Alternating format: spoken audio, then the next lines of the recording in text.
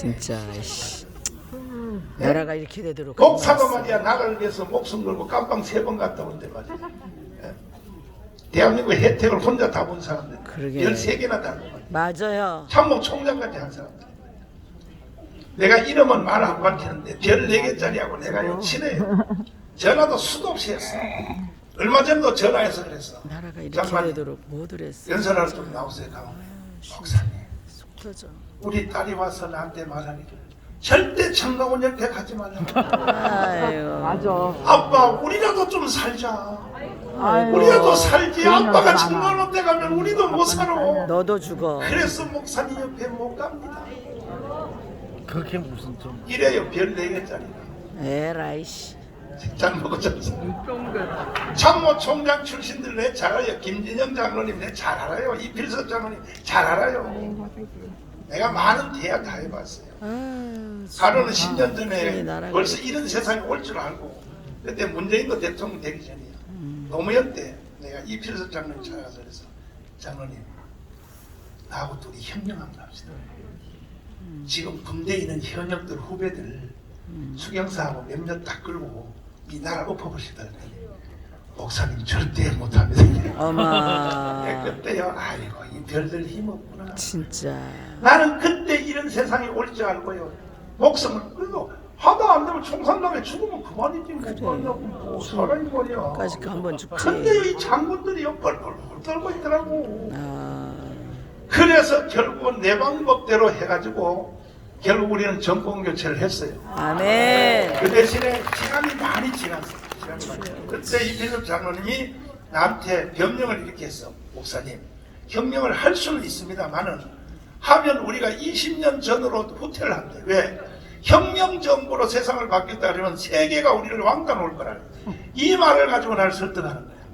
그래서 한 50%는 또 이해가 돼가지고 에이씨 때려 내가 혼자 해야겠다 강원에서. 그래서 이제 왔는데 자 바로 그 주인공 그 편지를 한번 읽어보겠습니다. 자 한번 띄워주세요. 잘 보세요. 내가 이 편지를 듣고 통곡하게 울었다니까. 육군사관학교 현직 교장 선생님 별 3개짜리가 이런 편지를 날렸어요. 생도들에게 날렸어.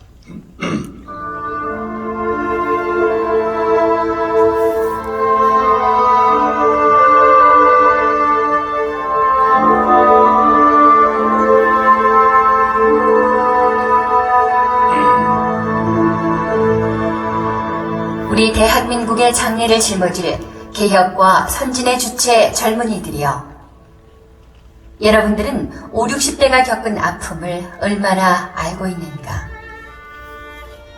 그대들은 조국을 위하여 과연 얼마만큼 땀과 눈물을 흘렸는가?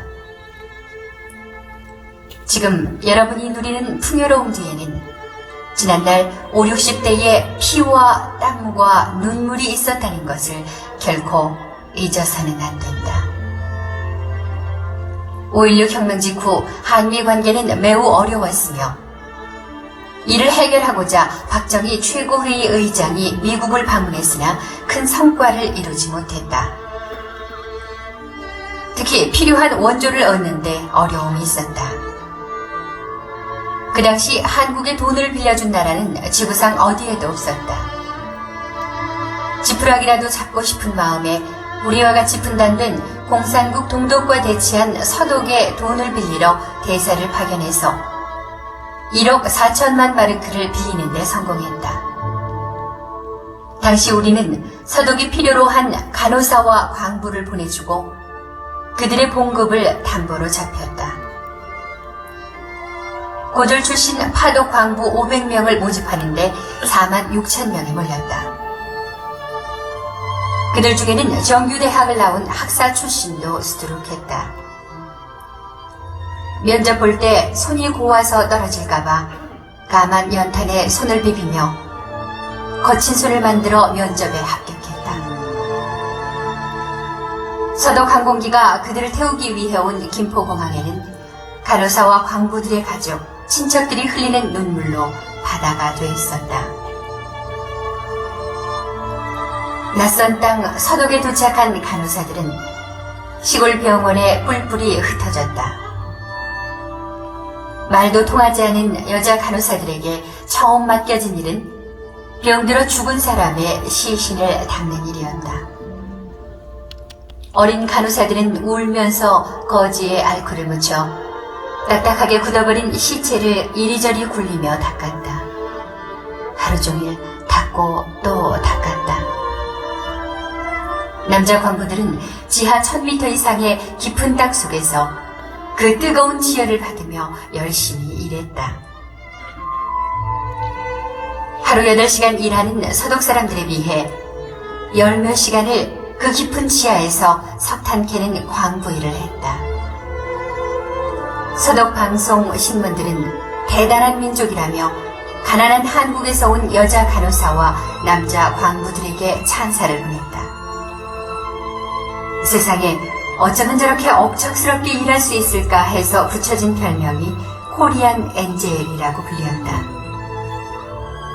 몇 년 뒤 서독 르비케 대통령의 초대로 박 대통령이 방문하게 됐다. 그때 우리에게 대통령 전용기는 상상할 수도 없어 미국의 노스웨스트 항공사와 전세기 계약을 체결했지만 쿠데타군에게 비행기를 빌려줄 수 없다는 미국 정부의 압력 때문에 그 계약은 일방적으로 취소된다. 그러나 서독 정부는 친절하게도 국빈용 항공기를 우리나라에 보내주었다. 어렵게 서독에 도착한 박 대통령 일행을 거리의 시민들이 플래카드를 들고 뜨겁게 환영해줬다. 코리안 간호사 만세, 코리안 광부 만세, 코리안 엔젤 만세. 영어를 할 줄 모르는 박 대통령은 창밖을 보며 감격에 겨워 땡큐 땡큐만을 반복해서 외쳤다. 서독에 도착한 박 대통령 일행은 리브케 대통령과 함께 광부들을 위로 격려하기 위해 탄광에 갔다. 고국의 대통령이 온다는 사실에 그들은 500여 명이 들어갈 수 있는 강당에 모여들었다. 박 대통령이 수행원들과 함께 강당에 들어섰을 때 작업복 입은 광부들의 얼굴은 시커멓게 그을려 있었다. 대통령이 연설이 있기에 앞서 우리나라 애국가가 흘러나왔을 때 이들은 목이 메어 애국가를 제대로 부를 수조차 없었다. 대통령이 연설을 했다. 단지 나라가 가난하다는 이유로 2억 마리 타국에 와서 땅속 1400m도 더 되는 곳에서 얼굴이 시커멓게 그을려가며 힘든 일을 하고 있는 제 나라 광부들을 보니 목이 메어 말이 잘 나오지 않았다. 우리 열심히 일합시다. 후손들을 위해서 열심히 일합시다. 열심히 합시다. 눈물에 잠긴 목소리로 박 대통령은 계속 일하자는 이 말을 반복했다. 가난한 나라 사람이기 때문에 2억 마리 타국 땅 수천 미터 지하에 내려가 힘들게 고생하는 남자 광부들과 굳어버린 이방인의 시체를 닦으며 힘든 병원 일을 하고 있는 어린 여자 간호사들, 그리고 고국에서 배골고 있는 가난한 내 나라 국민들이 생각나서 더 이상 참지 못해 대통령은 눈물을 흘렸다. 대통령이란 귀한 신분도 잊은 채 소리내어 눈물을 흘리자 함께 자리하고 있는 광부와 간호사 모두 울면서 영부인 유경수 여사 앞으로 몰려나갔다. 어머니 어머니 하며 유교사의 옷을 잡고 울었고 그분의 옷이 찢어질 정도로 작고 늘어졌다. 유교사도 함께 울면서 내 자식같이 한 명 한 명 껴안아주며 조금만 참으세요 라고 위로하고 있었다. 광부들은 르비케 대통령 앞에 큰절을 하며 울면서 고맙습니다. 고맙습니다. 한국을 도와주세요. 우리 대통령님을 도와주세요. 우리 모두 열심히 일하겠습니다. 무슨 일이든 하겠습니다를 수없이 반복했다. 르비케 대통령도 울고 있었다. 연설이 끝나고 강당에서 나오자 미처 그곳에 들어가지 못한 여러 광부들이 떠나는 박 대통령과 유경수 여사를 붙잡고 우릴 두고 어딜 가세요? 고향에 가고 싶어요. 부모님이 보고 싶어요. 하며 떠나는 박 대통령과 유교사를 놓아줄 줄 몰랐다. 호텔로 돌아가는 차에 올라탄 박 대통령은 계속 눈물을 흘렸다. 옆에 앉은 르비케 대통령은 손수건을 직접 주며 우리가 도와주겠습니다. 서도 국민들이 도와주겠습니다. 라고 심주어 말했다. 서도 국회에서 연설하는 자리에서 박 대통령은 돈 좀 빌려주세요. 한국에 돈 좀 빌려주세요. 여러분들의 나라처럼 한국은 공산주의와 싸우고 있습니다.